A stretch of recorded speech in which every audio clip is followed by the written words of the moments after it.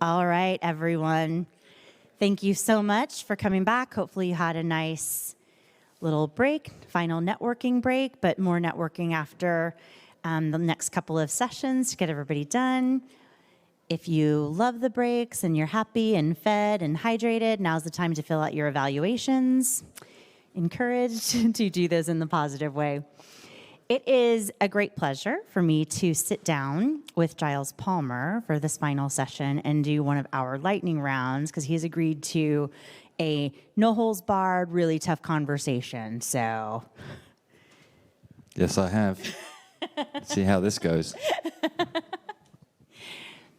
Giles, for those people who may not be familiar with you, give us your elevator pitch of kind of your journey through the analytics and data phase of the founding of Brandwatch to where you are now.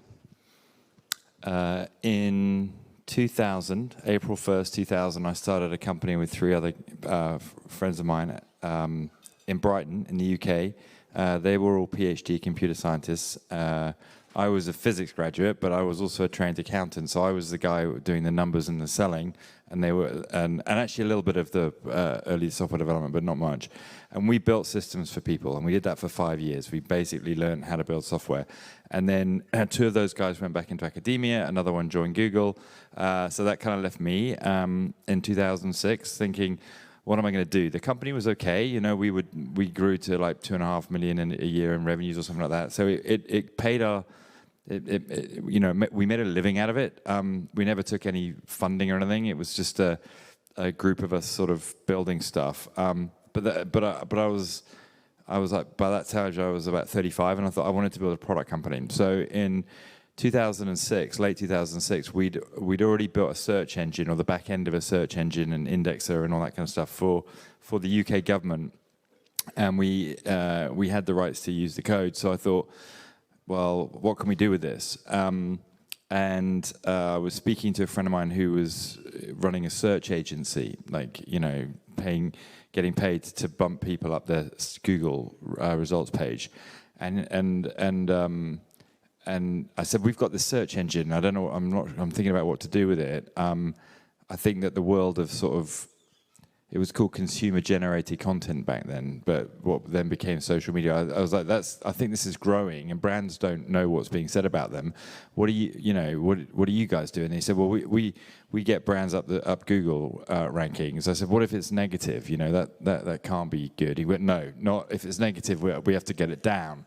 So okay, well, that's interesting. So that kind of got me thinking, and I just thought, well, there's this need for brands to understand what's being said about them online. And I tried to do it with Google, and it was a nightmare. So I just thought, right, I'm going to build that. I bought the domain name brandwatch.com off a bloke called Q. It's a bit, you know, it's a bit James Bond, isn't it? For $5,000, thanks Q. And you know, I took a small team of developers from the company that I was explaining to you about before, and over the course of about 11 months, we built the first version of Brandwatch on top of that search engine. And at the beginning, we were crawling about 25,000 sites just in the UK, and they were mainly forums. So like things like Money Saving Expert and Piston Heads and Mumsnet and that kind of thing. And we launched it in August 2007, and made the first sale to Alliance in Leicester, a guy called Jonathan Wright, in September 2007. It was £1,500 a month for all you can eat. You know, you can do whatever you want with it. We built in a whole bunch of entities which weren't very accurate, but they were kind of in there. We had some sentiment analysis, which was a piece of shit, but it was in there as well. But it was basically giving him access to visibility on what was happening on, in particular, Money Saving Expert, which is like a consumer investment site, because they were just launching an account for 21-year-olds, and they wanted to know, you know, what everybody was thinking about it. And instead of going back to this forum every day, they just got alerts from our system and other things. They were looking at what Barclays were doing and other banks and so on. And yeah, didn't make the second sale for another 4 months, which is a bit of a stressful period. Raised some money. and then just went on the journey. And 14 years later, we sold it. And the rest is So it was an overnight success in 14 years. So but we basically the initial idea is what we were still working on, and still working on today. It's really hard. It's really hard to do well, and I knew that. When in 2008 or 9, that sort of time, one of our very best developers and I were talking, and he said, so customers were beginning to kind of get it, and actually this is useful. We want to subscribe. Whereas in the beginning, it was really only agencies in the UK, because they were a little bit more forward-thinking than the brands, for sure, in the UK. Probably still are, to be honest. But in the US, maybe not. But in my experiences in the UK, the agencies are the innovators. Anyway, he said, so Giles, what you're telling me is that they want all the analysis that you get in Brandwatch, but then ease of use and speed of Google. And I was like, yeah, that's exactly, and in Chinese as well. And he went, and I said, that's exactly what the customers want, in broad. And he goes, well, that's never going to happen. And I was like, yeah, yes, it is. And then it's kind of there now, probably not quite as fast as Google, but it's pretty close. And so I said to him a couple of years ago, 18 months ago, remember our conversation in 2009? Of course, he'd forgotten it, but I hadn't. It took us 10 years, but we got there. It's a really hard problem to solve from an engineering point of view, but that's what we've been doing.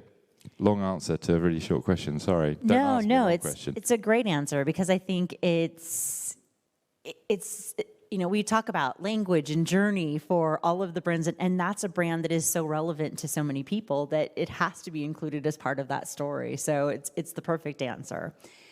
When you talk about the customer needs and, we're never going to be able to get there, how have you seen the customer needs change in, say, the last 5 years?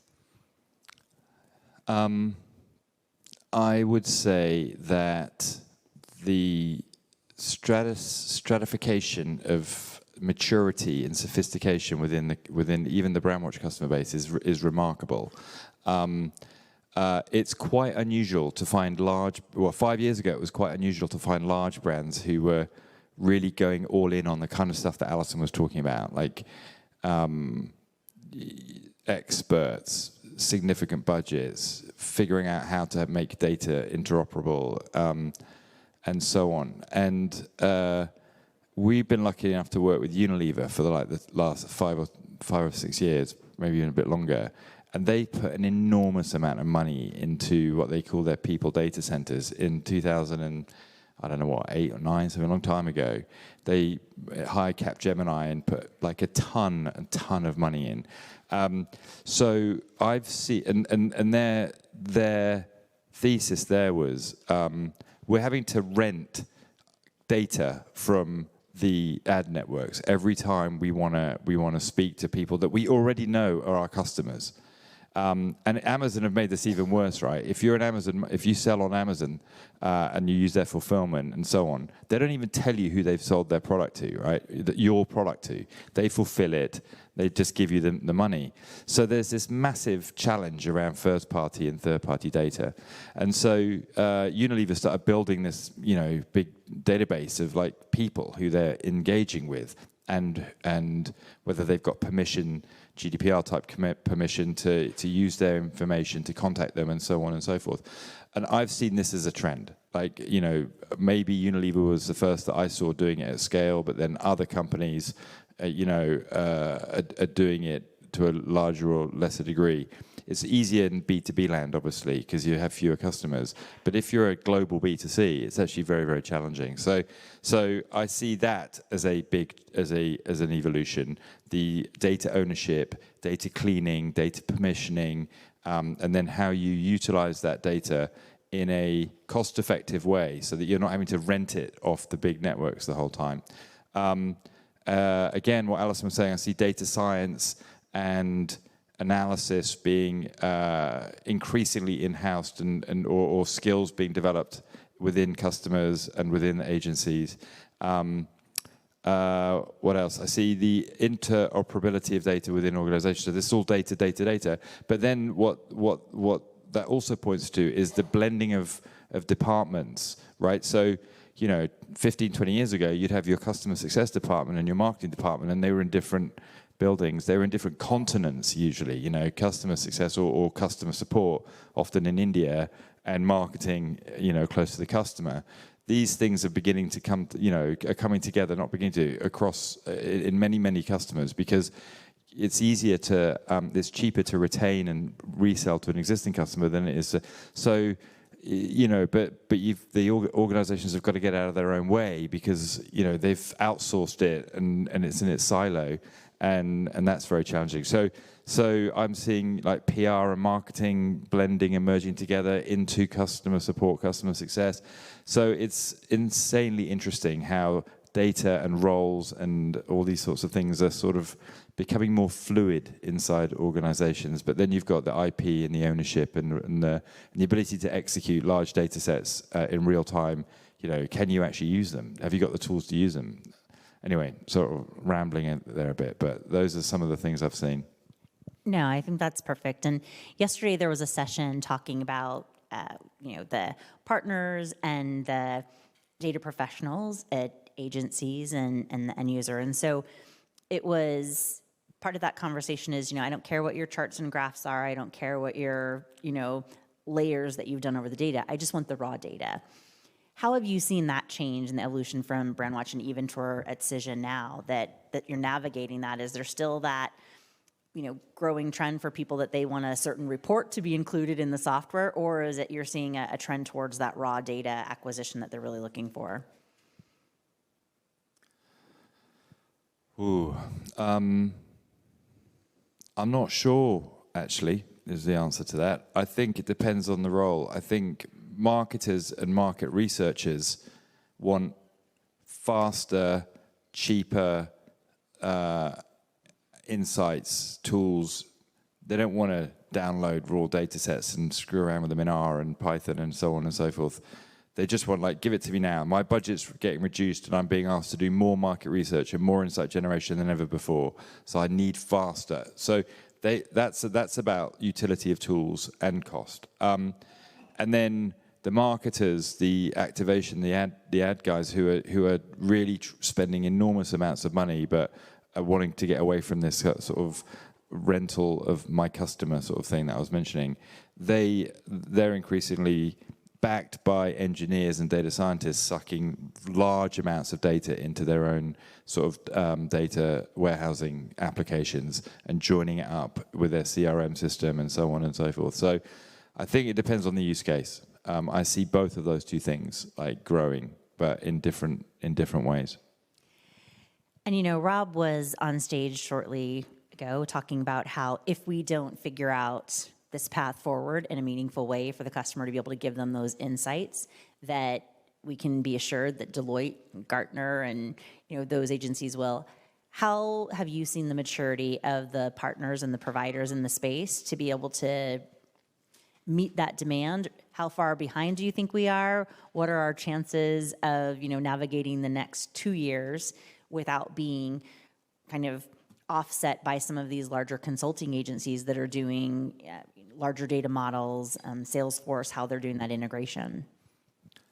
Yeah, I mean, if you look at the Capgemini Unilever relationship or Deloitte's with a whole bunch of their customers, these are tens of millions of dollars per annum, right? They're massive contracts. So, and they go across geo and so on. So there's just a danger that those relationships and those organizations will basically dictate to PR professionals, because it's like, you know what, you guys just need to execute your thing over here. Like, we're the big boys doing the boys and girls doing the big data, and, you know, we're implementing Snowflake across all of, you know, whatever. So I do think it's challenging, right? Because this whole interoperability of internal data sets, and that's where these large consultancies are getting very involved. And yeah, those are huge projects, huge projects. So I don't know. I think that it's incumbent upon us in this industry to make our insights, our data, whether it's raw, augmented, human curated, you know, summarized, whatever, connect it into other places in the organization that are strategically important and are getting huge budgets for innovation and modernization. You've always been a great storyteller of your customers' stories and seeing their journey and how they've used Brandwatch as an example, and probably now with the integration with Cision as well. What are a couple of your favorite customer stories and where they started and where they ended up that you take a lot of satisfaction in seeing that journey with them? Well, actually, H&K has been really fun because they were really innovative and had big vision, and Alison and her team and Vicky and some of the other people there have been really fun to kind of work with over a long period of time, as they build out their own ideas and thinking, and watching agencies agencies can be a bit more nimble because they can adopt things and they've got multiple customers, so they can, they're not completely tied into one vertical, as it were. So watching agencies sort of develop has been super fun. In the early days, very early days, I was trying to educate people. So even the agencies, and eventually getting Mediacom, and they were like one of our first big customers in London, to kind of adopt the platform. And then going back in there like 18 months later, and there were 8 people that were using it all day long. And I just thought, well, I felt great. I thought, well, that's amazing. I also felt a bit guilty because I knew it was really slow and hard to use. But we were trying to fix that, obviously. And then brands. My favorite brand stories actually are coming from our conference, where we put this conference together called Now You Know. The whole point of it was like, we're sharing information with each other, and now you know, and you use Brandwatch and it tells you some stuff, and now you know. It's all about, that sort of thing. And we work so hard to kind of bring everybody together, and watching our customers learn from each other and talk to each other about their challenges, usually political or people orientated. Oh my God, how did you navigate that, your boss or that budget or whatever? And connect with each other and basically create friendships. And I imagine you get exactly the same feeling with this. Is a real privilege, actually. It's the human stuff that is like deeply, deeply touching and memorable. Yeah, it sounds a lot like an AMEC summit. There you go. Yeah, there you go. it's well done, you. It really is. And when we look at what everyone's been through the last couple of years. I mean, you've had a big acquisition the last couple of years, so COVID was different for you. I'm sure. COVID was, yeah. And we were acquired by a company, and I didn't meet any of the people face to face. It all happened on Zoom, and even the contract signing was done on DocuSign at like 11 o'clock at night, and in February the 23rd or something, 2021. And I was sitting there in a big woolly jumper in my kitchen table, with my partner signing these things. It was hysterical. Yeah. That's so interesting. You forget all of the nuances. No glamour in that at all. Experience. Yeah, you're like, there was no big champagne toast. We were just at the. It was after that, but like 100 clicks, signature on DocuSigns first, and then like, are we done? Yeah, I think we're done. Okay. Weird. Do we have our PDF copy back yet? Yeah, it's finished. Really weird, huh? Really weird. I love that. What about Cision now?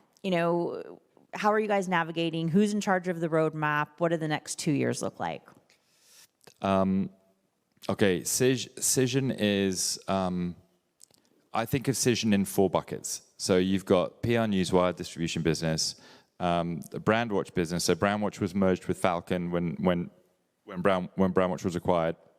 So the deal closed on 1st of June, and 2nd of June last year, the Brandwatch and Falcon were merged, and Ulrich Bo Larsen, who's the Falcon founder, was basically in charge of that business. So that's the social bit. So social media analysis and consumer intelligence and social media marketing, PR Newswire. And then the other bit is sort of a game of 2 halves. There's the Cision Communication Cloud business, which is a mashup of TrendKite and Cision C3, which is a Cision product, and some other stuff from Gorkana acquisition and Prime. And then the Cision Insights business, which is like the people business, which is mainly Prime and Bulletin and a bunch of other acquisitions, which has been added to.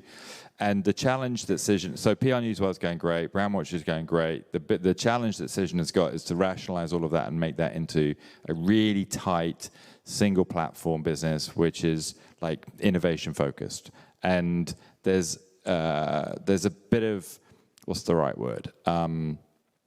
Scar tissue or a lack of integration from, when those businesses were acquired to, let's say, a year or 18 months ago. But now there's a big focus inside Cision to actually make that happen.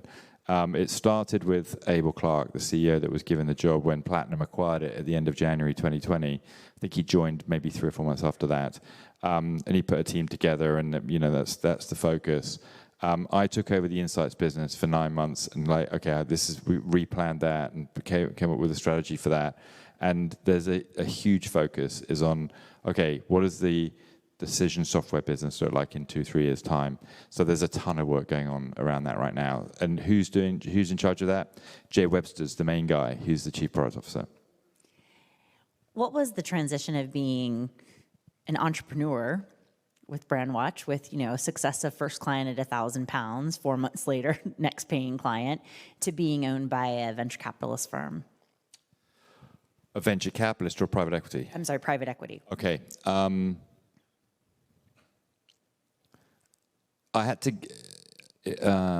to give up. So for me personally, right, I gave up the role that I'd started, I guess, for myself, like 14 years before, and I had no idea where it would go. Right, you don't start a company thinking one day it's going to be this, Rodney, or whatever. That's not what happens. You start, and there was one in 2009. One of our sales guys made up £60,000 worth of invoices, sent them out. Our accountant allowed him to send them out, and then he disappeared and claimed that his wife had been run over by a forklift truck and that he needed to be in hospital, and then his son broke his arm, and then it was a bizarre. Then our customers were ringing up saying, we don't know what this invoice is. Ogilvy rang up and said, you've sent us this invoice for £5,000, we don't know what it is. After about 2 weeks, I was like, what the hell's going on here? We only had 3 months of cash in the bank, and that £60,000 suddenly disappeared from our balance sheet. And then we only had 2 months of cash in the bank, and I had to tell our shareholders our sales were not 90,000 last month; they were 30 or whatever the hell it was. And that was, you're not thinking about selling the company at that point, right? You're thinking about, holy shit, how are we going to get through the summer? So things like that. The slings and arrows of chance, and kind of hit you in the face, and you just react to them, and you gradually move yourself out of panic mode and into something a bit more interesting. And after about 4 years, I remember standing up at a Christmas party and saying, we're past the first 3 years. 7 out of 10 companies don't get this far. We need to realize that we're not as risky as we were. We need to be bold. We need to be brilliant. And then that got adopted as our thing, which was kind of fun. Anyway, to answer the question, a lot of me and my personality and my professional life was tied up in this company that I'd started, and then suddenly I don't have that job anymore, and so that was just goddamn weird. And of course, I wanted to make sure that the people that I was working with and I cared deeply about, and the culture that we built was not completely trashed. So there was an element of like just being interfering for the first 3 months until basically Ulrich told me to get out, which is completely understandable. And then I read a book called Transitions, which is basically about transitioning from one part of your life to another. And at the time, Abel was saying, like, they start up a strategy and corp dev team, so I did that. But that only took like half a day a week or a day a week, and I said, I can't not do anything. I can't be paid and not do something. So that's when he said, all right, take over the insights business and fix that, will you? So then that actually was helpful for me because it was so, it took quite a lot of work and effort. So it distracted me from the fact that actually my identity and my purpose and my meaning had changed quite radically. In terms of having different owners, that was less of an issue, to be honest. It was more about me, being very selfish and ego-orientated. It was more about me. It was more about what I was doing and how I wasn't really ready for that. But how can you prepare yourself for it? I don't think you can. And also, I was thinking, don't fall in love with the deal. Don't expect it to happen because it may not happen, and then you'll be really disappointed. So right up until the last DocuSign, I didn't believe it was actually going to happen. And that was my way of managing my own emotions. I think that's so powerful, and thank you for sharing that, because I think there are a lot of organizations who go through these waves of change, and the leadership and the owners, if they can't be, and as much as we talk about transparency and clarity, and a lot of great leaders can't give that part of them to talk about that fragility of themselves, of what does this really look like for me? And so being able to be so real about that, and then at least finding that resource, because I think that's for a lot of people, is we're all making these transitions all the time and figuring out what is that next step. I think after I signed that last DocuSign and thought about the check that was going to be clearing, I think I'd be a lot less worried about what was next, maybe a nice vacation, but good on you for taking a different selfish path for that. When you were acquired, though, I think there's a lot of organizations here who see that, Cision is in a big acquisition mode. What are those potential acquisitions or the next acquisitions that you might see look like for Cision, and how might this group prepare for some of those discussions to have their own DocuSign moment with the big C? Well, like I said, I think about it in three or four different ways. So you've got the Brandwatch business, which has already made another acquisition, which is called Paladin. It's an influencer management platform. So I see the rise of that whole influencer economy, the creator economy, as massive, actually. What does that look like in terms of M&A for Brandwatch? I don't know, to be honest. We only just did the Paladin thing. So once that gets bedded in and integrated, which will probably be, next month or two, and we start to see how that plays out, then there might be, okay, let's double down in that area. I think it's too early to say. But in general, there's a reasonable appetite from Platinum, who are the owners of Cision, to do whatever they can to accelerate the Brandwatch business and make it, continue to grow. It's already like 1,200 people with the Falcon and the Paladin guys, so it's a pretty significant piece of the business. And then the PR Newswire, I'm not so sure. I'm not so close to that. Nicole Guillot would be the right person to have an opinion on that. But the Communications Cloud business, now, I think probably next year is when Cision will look at more acquisitions. There's probably a couple of small things in the pipeline, but probably next year, because there's a ton of work that's being done right now internally to align everything and get the platform of the future really, really nailed. And that's such a focus that I think anything else that is a distraction from that will get deprioritized or is deprioritized. So I think depending on the exit planning of Platinum, they're a private equity company. They invested they bought Cision in January 2020, so 2 and a bit years ago now. What's their timeline horizon? Well, I think it's, rather than a specific time, I think it's actually when is the company executed on its vision. And I think for the Communication Cloud business, that's going to be a couple of years. So I think there'll be appetite next year. But in what area? Again, I don't know. It's too early to say.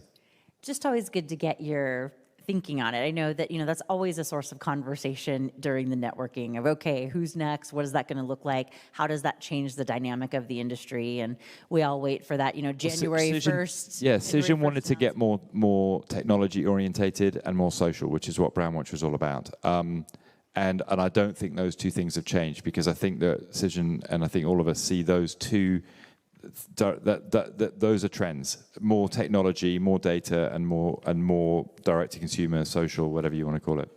Absolutely. Any questions for Giles? One right there. Hi, Giles. Hey, Looks like a plant. Go ahead. we didn't collaborate. No, we didn't collaborate. I was thinking a little bit about what you were talking about earlier about knitting together the different pieces of tech, because I think that's something, certainly from an agency perspective, we feel acutely when we work with partners where things don't talk to one another. And I wonder what your thoughts are on sort of how you make that happen. Yeah, it's very, very difficult. I think the way to do it, actually, is to take it as an independent and quite aggressive stance from your perspective, and make the technology providers, people like Brandwatch or anybody else, interchangeable.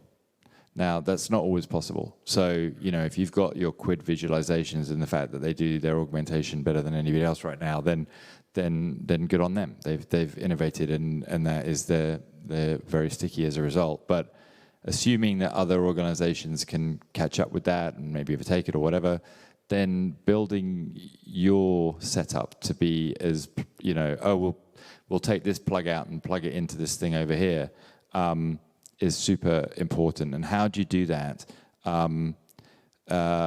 First of all, by making exporting data absolutely obligatory. Like, I need to be able to get the data out of your system. If you can't let me get it out of your system, then you're not a potential vendor for me. Because then you're in Salesforce land where you're locked into their data models and their servers and so on and so forth. So make sure the data is portable. Try and figure out how to make it standardized as possible with respect to things like query writing or structure of the underlying kind of metadata. You know, like you want to avoid fancy proprietary, you know, tags or whatever. You know, let's keep it plain text or whatever it is. I don't know. It depends on the specific thing. And yeah, then have a strategy, have a conscious strategy inside your organization to say, what if these guys put their prices up by double? What do we do? And Unilever have said this to me every year, which is, you know, and so is Bank of America. Tracy said, like, you know, you guys continue to be the best in our view. The minute you're not, we're going to switch. And it reminds me of The Princess Bride, where Wesley was acting as a Dread Pirate Roberts, and the current Dread Pirate Roberts said, well done, Wesley, most likely kill you in the morning. And he said that to me for 2 years, but he never killed me, and then he made me the Dread Pirate Roberts. So I don't know why that springs to mind. But yeah, I would have these kinds of conversations with your vendors and say to them what Unilever and Bank of America say to me, which is like, the minute you're not the best, we're going to change. Well, time for one more question. If we have it. All right. There is one? Great. Thanks much for this opportunity. I just wanted to ask actually 2 questions. Could I? First of them... Compound question. One question. If they're quick. Yeah. Don't ask permission, just go. They have nothing to do with one another. The question is regarding how would you have in your, let's say, idea around the ultimate platform? I mean, there are new technologies, new tech companies developing different bits here and there. Would it be always about acquiring this new tech, plug it into your platform? No, opposite. That's a nightmare. It's a pain in the ass to do that. Then you've got to understand how it's built. It's probably not as good as you thought it was. I don't think there is an ultimate platform. But for me, as both a builder and if I was you as a user, open as possible. Goes back to what Alison was just asking about. Like, you want open interoperability. So that, for me, as a principle. So for me, ultimate platform is more about the principles underpinning it rather than exactly what it does, because everything's evolving all the time. True. Thanks much. Your other question. And the other question was regarding the end users of the platforms. Are they reluctant to new widgets or to adopting new tech? Depends. The beginners and the people that dip in and out, absolutely, they just want it to be simple. the most advanced people, they want new stuff, better stuff all the time. So as a builder, one of the things that I've learned is like build for one type of user if you can. If you're trying to cover the bases, you're always going to have slightly disappointed users, which is really stressful. Because when you're really trying hard to build something that you're super proud of and it's as good as it possibly can be, and there's always some group of users who are slightly disappointed, it's really disheartening. So it depends. Thanks much. Great. Thank you so much for the questions. Giles, thank you so much for your time. Pleasure. You are Pleasure.